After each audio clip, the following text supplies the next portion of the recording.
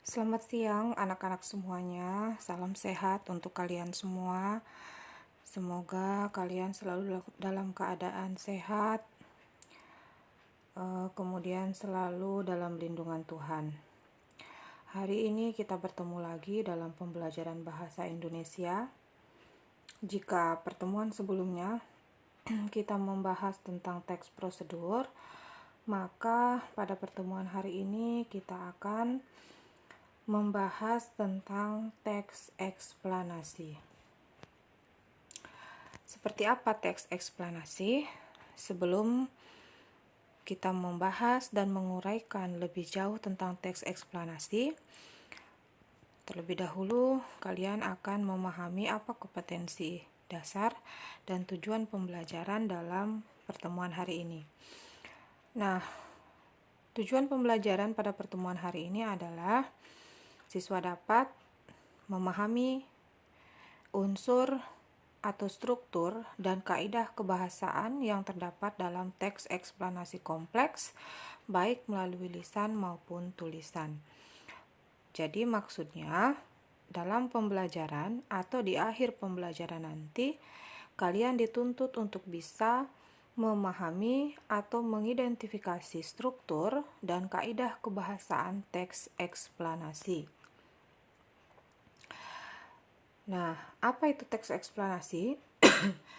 Teks eksplanasi adalah teks yang berisi tentang proses mengapa dan bagaimana kejadian-kejadian, baik berupa kejadian alam, sosial, ilmu pengetahuan, budaya, dan lainnya dapat terjadi.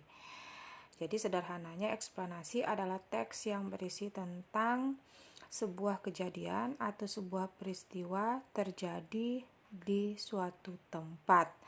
Peristiwa itu baik berupa peristiwa yang berupa bencana alam, sosial, maupun tentang ilmu pengetahuan, budaya, dan lain-lain. Teks eksplanasi bertujuan untuk menjelaskan proses suatu fenomena alam dan fenomena sosial dapat terjadi, gitu ya.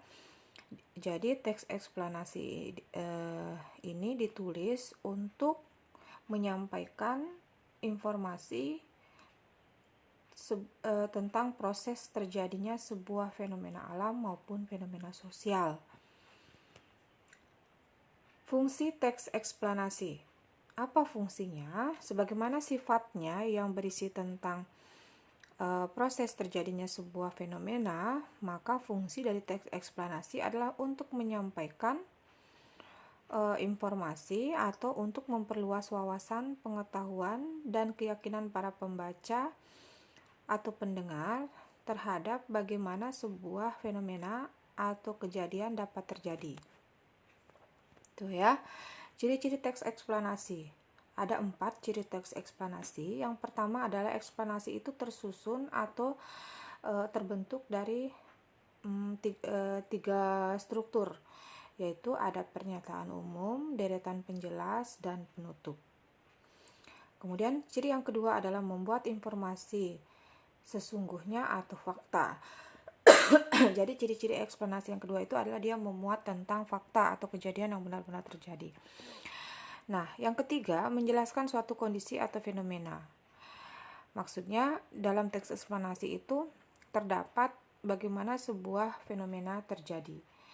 Nah, ciri yang terakhir adalah memuat informasi bersifat keilmuan.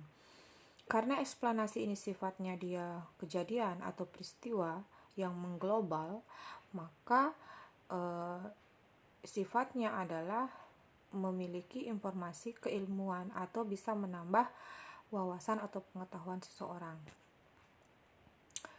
Nah, yang berikutnya adalah identifikasi informasi dalam teks eksplanasi.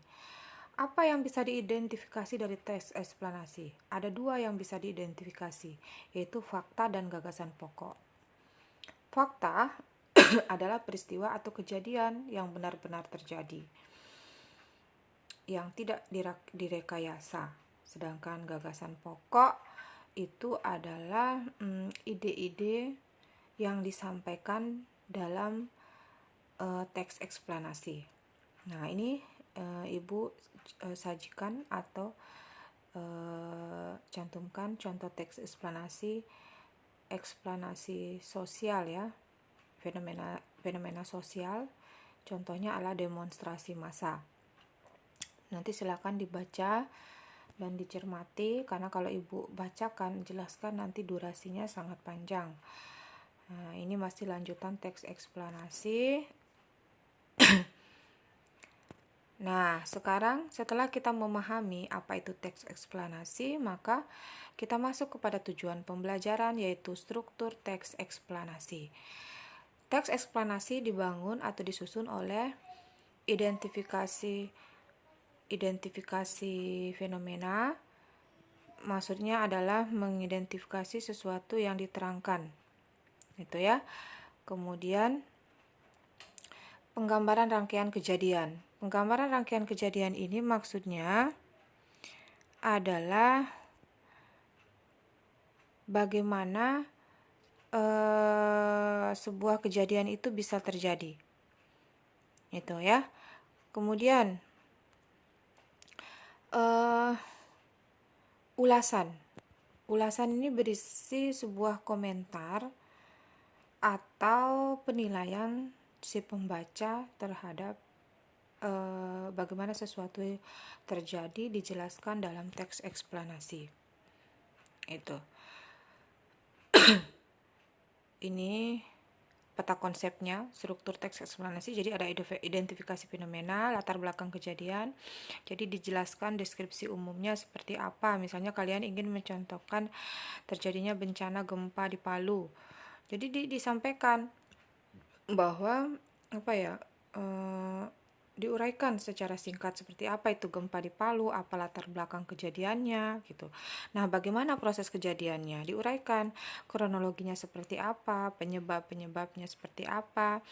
Baru yang terakhir adalah berupa kesimpulan. Kesimpulannya itu berisi ulasan atau bagaimana Anda mengomentari atau memberikan pendapat terhadap kejadian tersebut.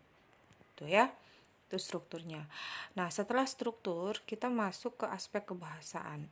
Sebagaimana teks yang lain, teks eksplanasi juga memiliki unsur kebahasaan.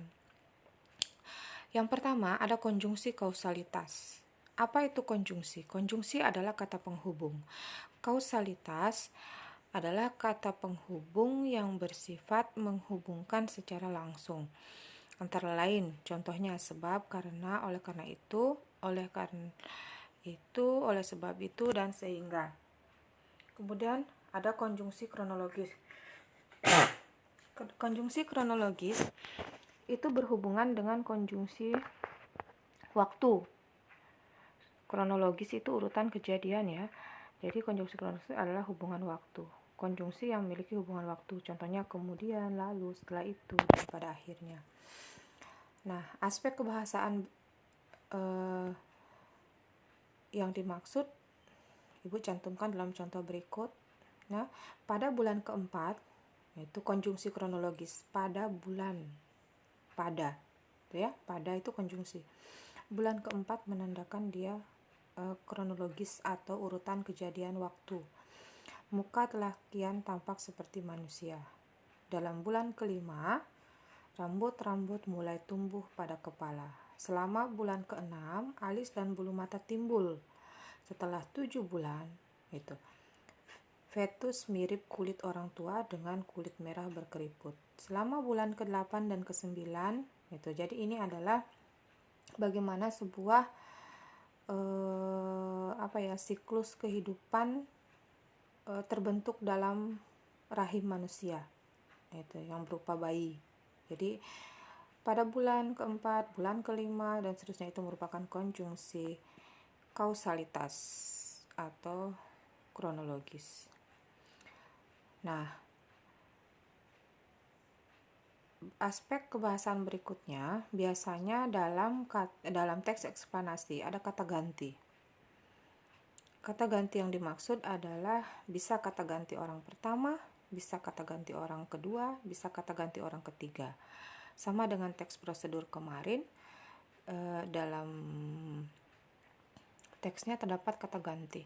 Jika orang pertama berarti dia menggunakan kata aku, saya. Kalau orang kedua menggunakan kata kamu untuk tunggalnya, kalian untuk jamaknya. Nah, kalau kata ganti orang ketiga ada dia, ia, mereka, bahkan nama orang. Gitu ya. Jadi itu ada kata ganti dalam teks eksplanasi. Di dalam teks itu pun banyak dijumpai kata teknis atau peristilahan. Jadi biasanya dalam teks eksplanasi ada kata-kata istilah, ada kata-kata teknis, gitu ya. Sesuai dengan topik yang dibahas. Apabila topiknya tentang kelahiran, istilah-istilah biologi yang muncul. Itu kayak tadi ada fetus, ada apa lagi?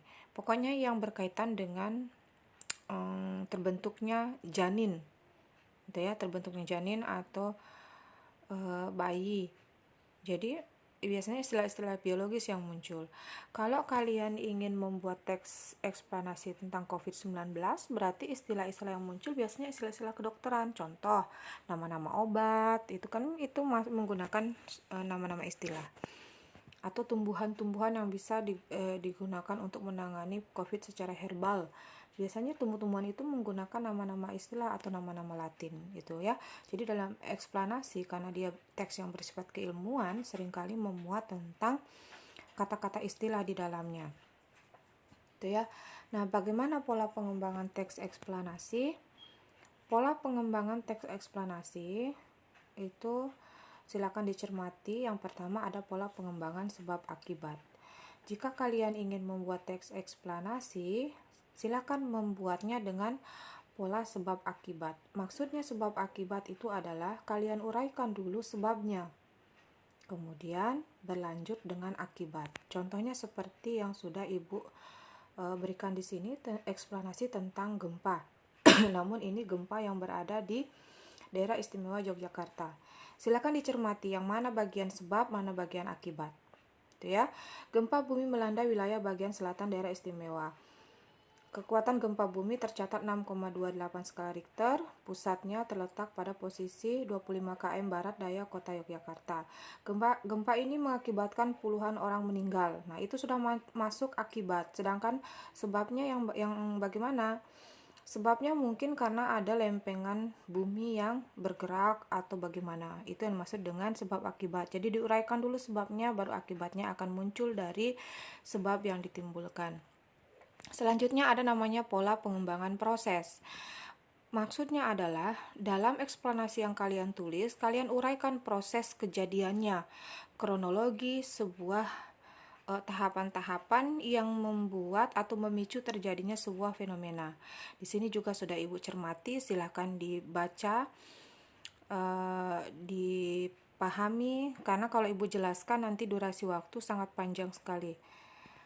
Lanjutnya, nah, setelah kalian memahami struktur, kemudian aspek kebahasaan dalam teks eksplanasi, biasanya jika kita ingin membuat teks eksplanasi atau menulis teks eksplanasi, kita berpikir bagaimana caranya, apa yang harus saya mulai, apa yang harus saya lakukan. Nah, ini langkah-langkah membuat teks eksplanasi. Yang pertama itu adalah menentukan tema. Apapun yang ingin kamu tulis, yang pertama yang kamu pikirkan adalah tema.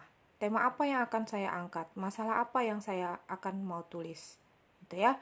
Kemudian yang kedua, mengumpulkan bahan tulisan. Ingat, eksplanasi itu berupa fakta, kejadian nyata yang terjadi, bersifat keilmuan. Jadi tidak sembarang informasi bisa kita cantumkan dalam teks tersebut.